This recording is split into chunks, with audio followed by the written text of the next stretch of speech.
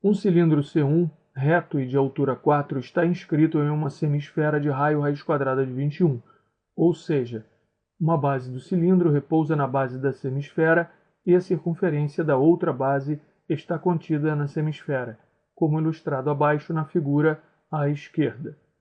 Seja x a altura de outro cilindro, C2, inscrito na mesma semisfera e de mesmo volume que C1. Note, então, que este é o cilindro C1 e este é o cilindro C2, como indicados no enunciado. Admitindo estes dados, analise as informações a seguir. 00. O raio da base de C2 é raiz quadrada de 21 menos x ao quadrado. Fazendo aqui a semisfera, marcamos o cilindro C2. O cilindro C2 tem altura x e raio R2. Marcamos aqui o raio da esfera, raiz quadrada de 21. Podemos, então, sabendo que aqui é um ângulo reto, aplicar o teorema de Pitágoras a esse triângulo retângulo de catetos x e R2 e hipotenusa raiz quadrada de 21. O quadrado da hipotenusa, então, é igual à soma dos quadrados dos catetos. Podemos, então, obter o raio da base de C2, que vale raiz quadrada de 21 menos x ao quadrado, como indicado aqui na afirmativa 00, que está, então, correta. A afirmativa 1 diz que o volume de C2 é 18π. Fazendo aqui a semisfera e o cilindro C1, note que queremos o volume de C2, mas C1 tem volume igual ao volume de C2. Fazemos aqui novamente a marcação da altura, que no caso agora é 4, e o raio R1. Marcamos novamente o raio da esfera, raiz quadrada de 21. Novamente vemos que temos um triângulo retângulo e novamente aplicamos o teorema de Pitágoras e encontramos R1, raiz quadrada de 5.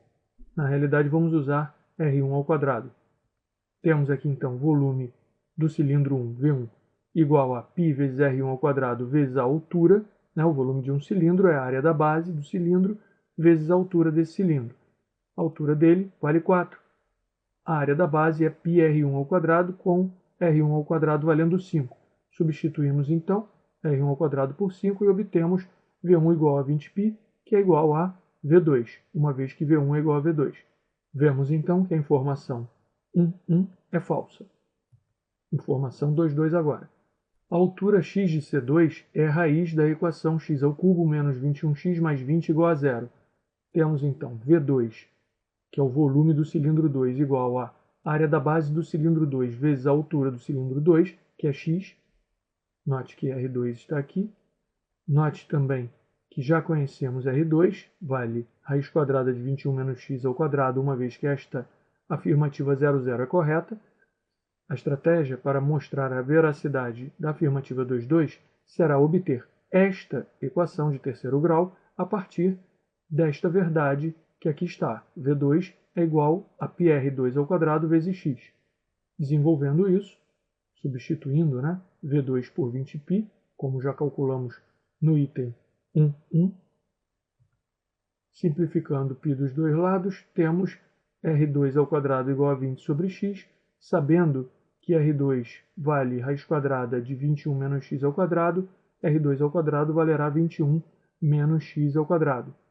Passando o x para cá, multiplicando 21 e o menos x ao quadrado, temos menos x ao cubo mais 21 igual a 20, que finalmente nos fornece exatamente esta equação, de modo que x, a altura do cilindro C2, é de fato raiz dessa equação.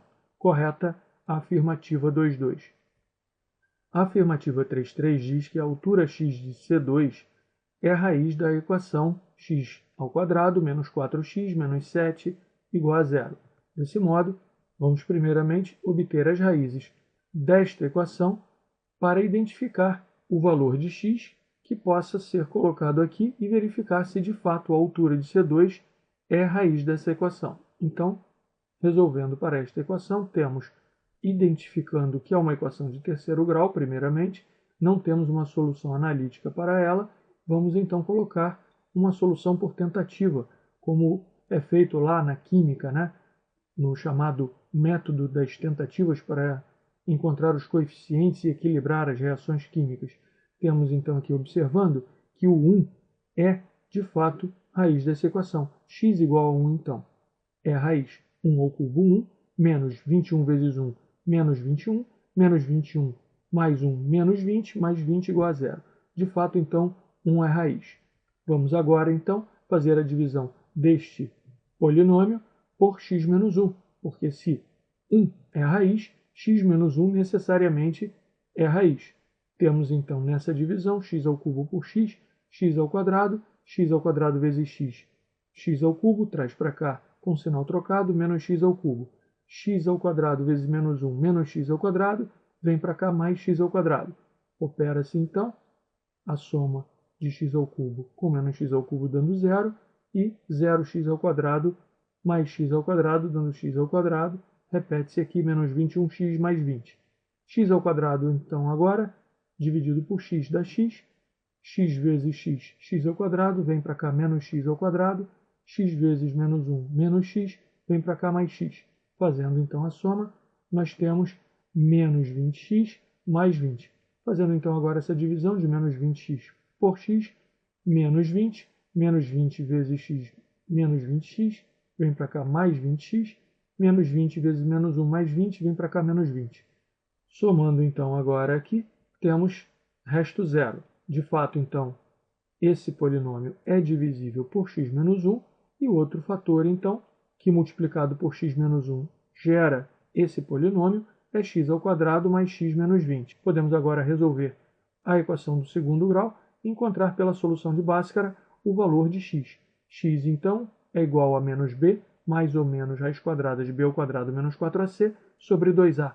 Essa é a solução de Bhaskara para qualquer equação do segundo grau, onde a, b e c são aqui os coeficientes de x ao quadrado, a igual a 1, de x, b igual a 1, e o c é o termo independente, vale menos 20.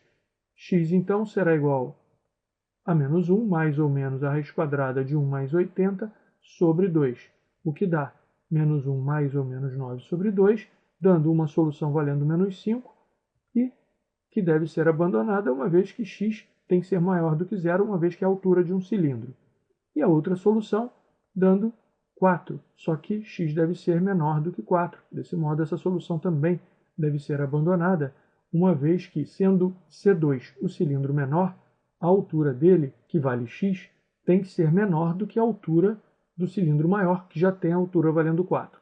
Podemos, então, tirar que x deve ser igual a 1, esta raiz aqui, das 3 raízes da equação de terceiro grau, só uma, pelas condições do problema, pode ser aceita.